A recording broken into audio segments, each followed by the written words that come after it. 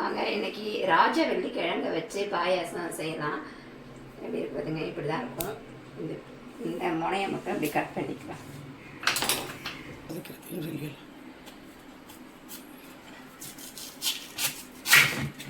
என்ன கலராக இருக்குது பார்த்தீங்கன்னா, இதுலேருந்து முளைச்சி வருது. இதை இப்படி ரவுண்டாக கட் பண்ணி நம்ம மண்ணில் புதைச்சி வச்சா மறுபடியும் கிழங்கிடும். அதனால் நான் இப்படி கட் பண்ணியிருக்கேன்.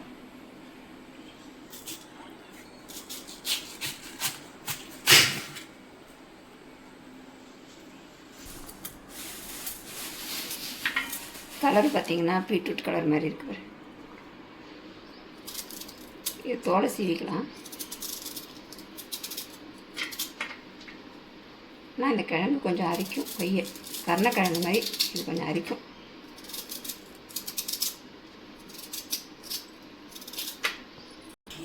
சிப்ஸு கடையில் துருவணும்.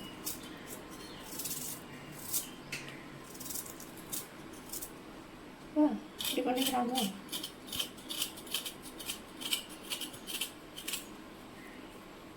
வரல.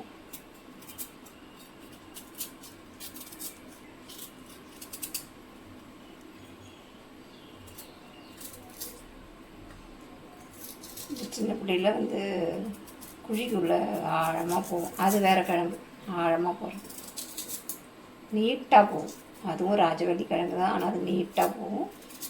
அப்படியே இருக்கும் பாருங்கள். இது நல்லா துருவி நல்லா தோல் சீவிட்டு நல்லா கழுவிட்டு துருவிக்கலாம். இல்லை பெருசு கத்திரி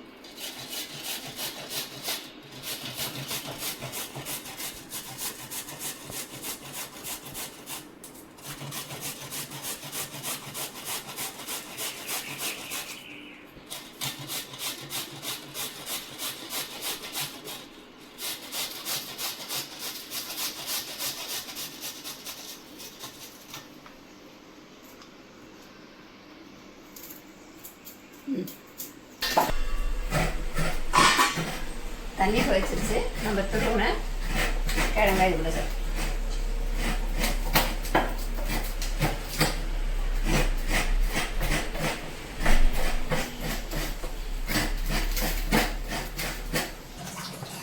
பாருங்க, நல்லா மசிச்சு எடுத்தாச்சு, நல்லா வெந்துருச்சு.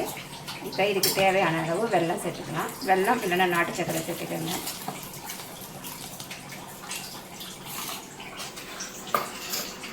இது கூடவே கொஞ்சமாக உப்பு,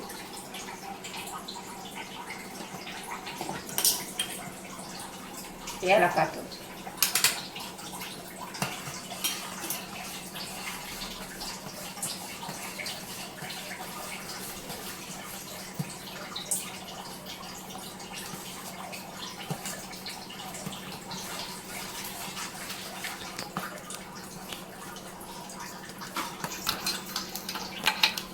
நெய்யில் முந்திரி வறுத்துருக்கேங்க. நீங்கள் இது கூட திராட்சை இருந்தால் கூட சேர்த்துக்கோங்க. நான் திராட்சை சேர்க்கலை, வெறும் முந்திரி மட்டும் சேர்த்துருக்கேன்.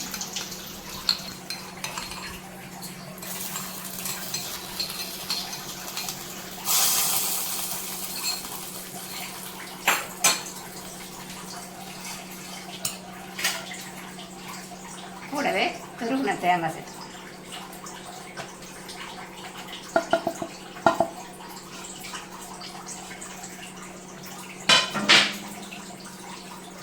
ரொம்ப திக்காக இருக்குது. கொஞ்சம் தண்ணி, சுடு தண்ணி ஊற்றணும். பச்சை தண்ணி ஊற்றினோம்னா மறுபடியும் கொதிக்க லேட் ஆகும்.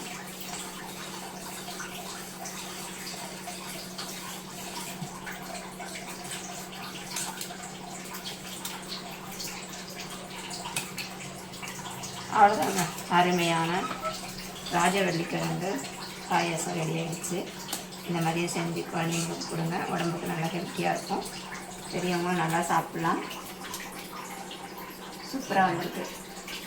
இன்னும் கொஞ்சம் தண்ணியாக வச்சுக்கலாம். இது கரெக்டான பதமாக இருக்கும்.